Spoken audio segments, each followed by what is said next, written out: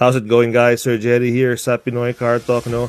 So you might be wondering bakit for the past few days I've been posting short reels tungkol sa 2026 Honda Passport. And wala naman talagang espesyal na dahilan, right?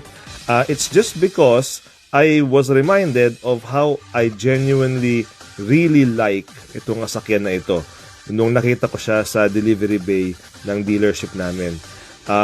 I had the privilege to sell a 2026 Honda Passport Trail Sport to one of my repeat clients sa Moose Jaw, Saskatchewan.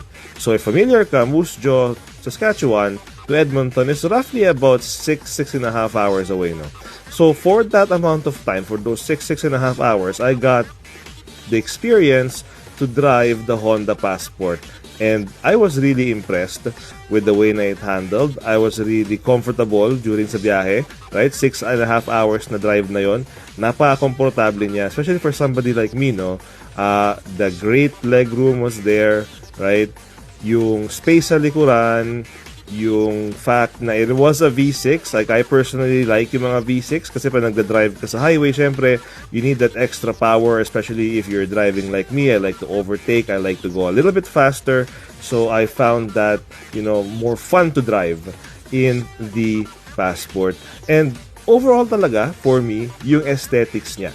I'm not the type of person who will buy a vehicle based on looks alone.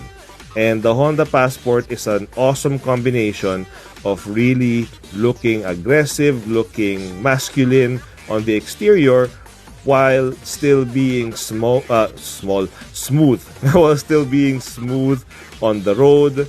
Kasi nga, ang kanyang platform ng sasakyan na ito is based sa Pilot and sa Ridgeline. So, hindi sila kasing rough i-drive sa daan kumpara sa mga ibang brands na body on frame.